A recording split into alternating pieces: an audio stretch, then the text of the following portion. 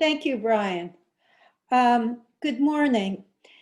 As probably most of you know, the CARES Act was signed into law in March of 2020, and it provides, among other things, access for loans and loan guarantees from the United States Treasury. And there are, unfortunately, strings attached to those loans and loan guarantees, which may impact executive compensation. So today I'm going to talk about two of the CARES Act's programs that include those strings and how those strings do impact executive comp. Next slide, please. The first program I'm going to talk about is the PPP. This is a smaller program, less money in it, but it does have an impact. The PPP provides forgivable loans, right? They're loans, but they're forgivable, depending upon how the loan money is used. It's supposed to be used for things such as rent and mortgage and payroll, and forgiveness depends upon the circumstances under which such loans may be forgiven. So just right off the bat, PPP loan money can be used for salary, but it is capped. The amount that can be used, PPP money, for any one employee is capped at the annualized equivalent of 100,000, right? So it's easier to use more of it for lower paid workers. Now, the 100,000, let me just be clear. What is not in that cap. And remember, it's not 100,000, it's the annualized equivalent of 100,000. So what is not included is paid leave, vacation time, sick time, separation pay, payment of insurance premiums, retirement contributions. None of those are included in the cap. Next slide, please. In addition to limiting how the funds may be used, the PPA loans are forgiven only if they're tied to certain conduct on behalf of the employer. So, for example, there are requirements that the employer maintain headcount, either by retention or the timely rehire of furloughed employees. There's also a requirement limiting how much the wages of employees can be reduced. But that protection is only available for employees who've earned 100,000 or less in 2019, right? So if you've earned 90,000 in 2019, if your employer wants forgiveness, they cannot reduce your compensation by more than 25%. On the other hand, if you earned 300,000 in 2019, there's no cap on how much your compensation can be reduced without putting the employer at risk of losing the forgiveness. So, intentionally or not, the PPP loan program incentivizes the reduction in compensation of higher paid executives, and possibly even the elimination of the employment of higher paid executives. Now, the good news is that in June, the PPP program was amended. So the borrowers, the employers, now have 24 weeks rather than 8 weeks to use the PPP loan money for the forgivable expenses. That takes some of the pressure off. Next slide, please. All right, far more relevant. Let me Hold on one second, folks. All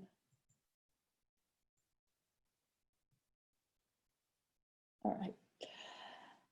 I don't know if people have heard about CESA. You've probably heard about the Main Street Lending Program, which is under CESA. CESA's under CARES. This is another loan or loan guarantee program. These loans are not forgivable, right? That's not an issue with the CESA loans. The issue is that they're loan and loan guarantees for mostly up to 5 years, mostly on favorable terms.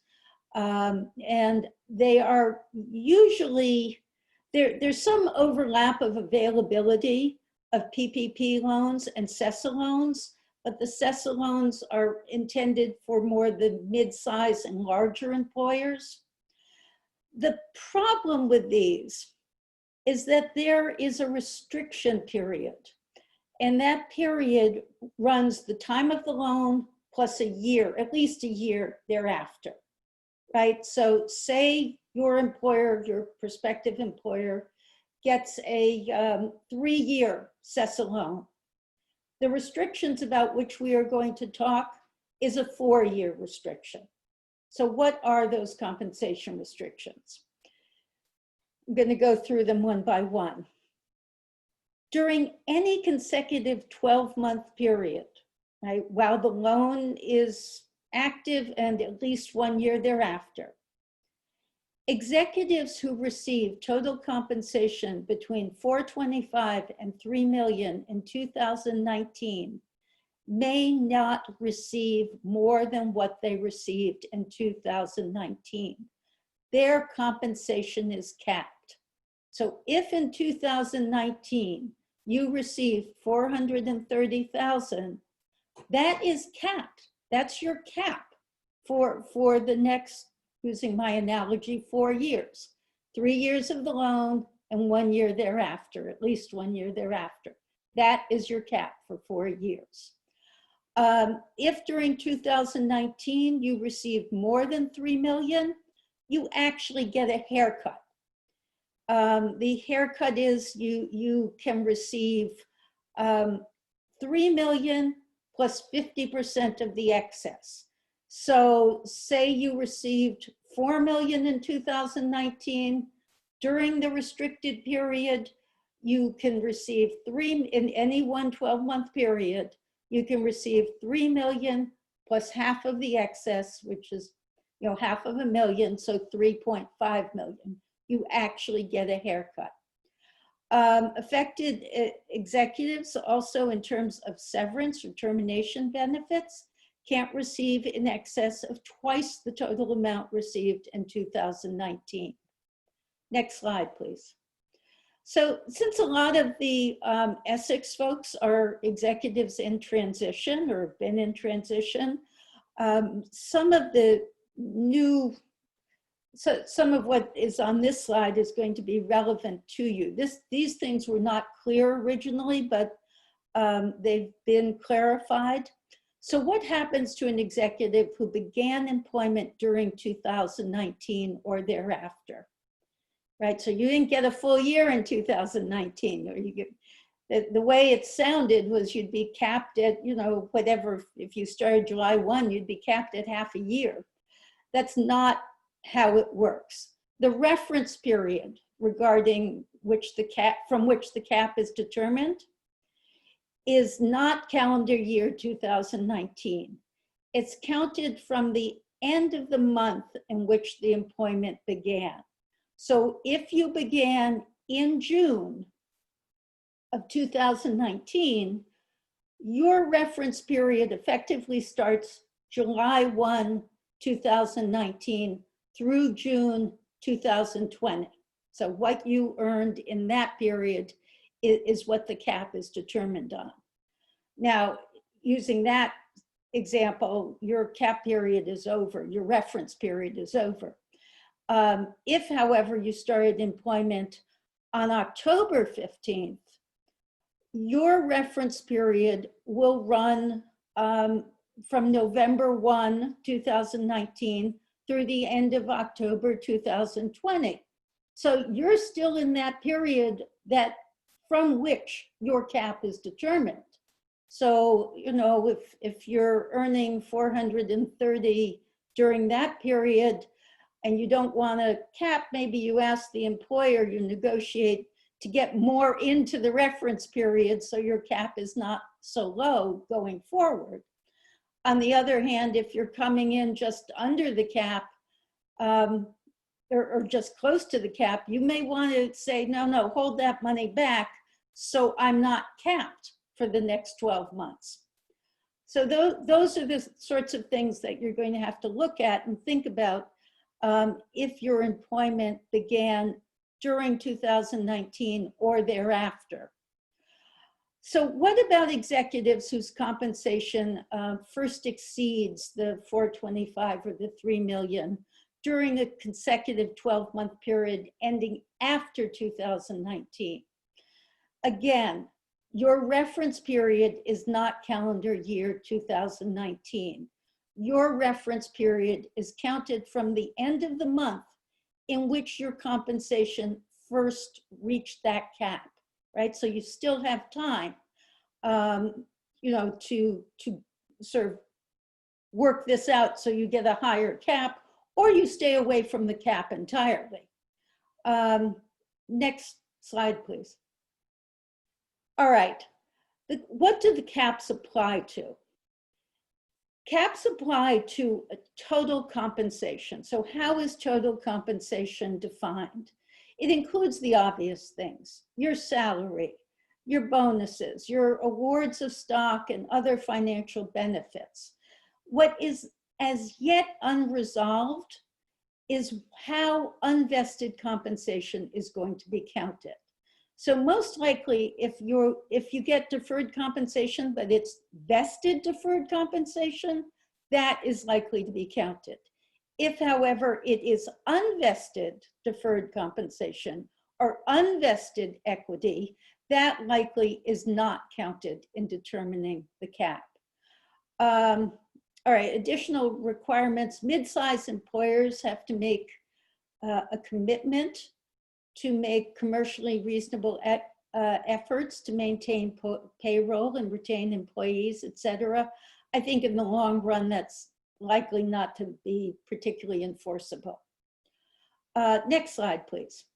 All right, so what does this mean? You've negotiated that great executive employment agreement. You did everything right going in the door. How do these caps impact you? What's going to happen?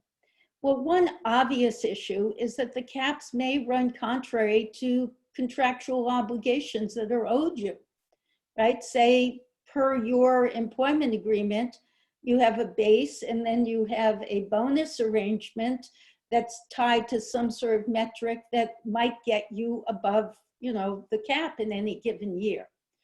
That gives rise to a breach of contract claim and may trigger a good reason termination, right? That's the way this is written, does not provide, at least not right now, a shield for the employer to not abide by its contractual obligations to you. What also may happen is that these caps may put a company's compensation plan in violation of their own rules, violating ERISA or triggering tax consequences. This is a mess both for employers and employees. I mean, there's no question that where we are is a problem. So one thing I wanted to highlight, again, 409A, as Brian said, this is a very problematic part of the Internal Revenue Code because it impacts executives.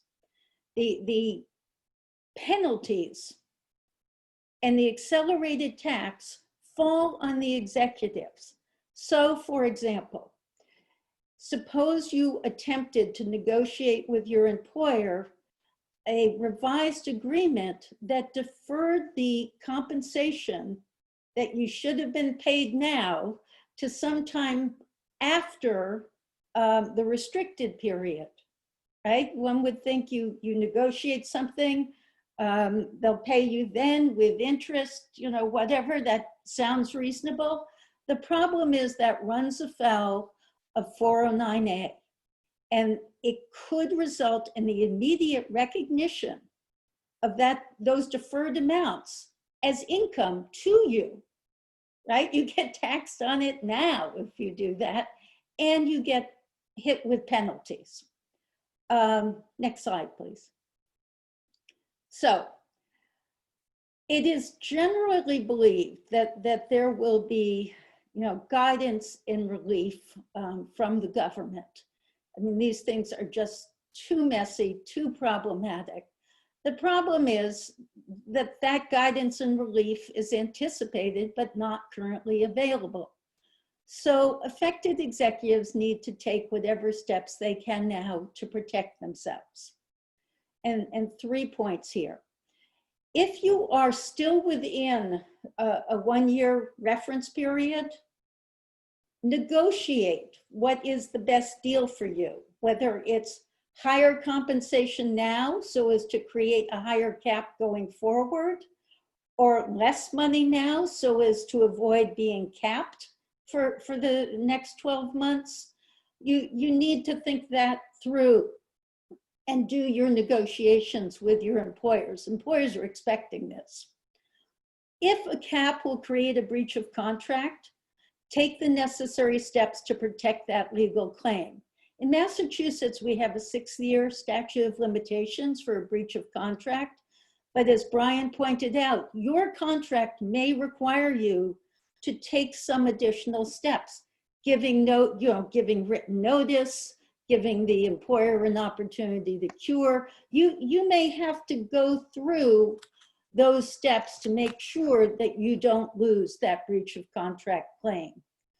All right, suppose you have the right to terminate for good reason, and the failure to pay you what you're owed under the contract is one of those triggers. Consider whether or not to exercise that. Maybe you want to say, I'm triggered, raise my hand, I'll take my severance, even, there may be a haircut for it, thank you very much. Or you may want to negotiate for some extension of the exercise of the good reason period. So you may have to raise your hand and say, I have good reason, but your good reason trigger may say you have to raise your hand and be gone within 90 days. Maybe you negotiate that you don't actually have to leave, but you've still protected your rights. So those are all things to think about. David, turning it over to you.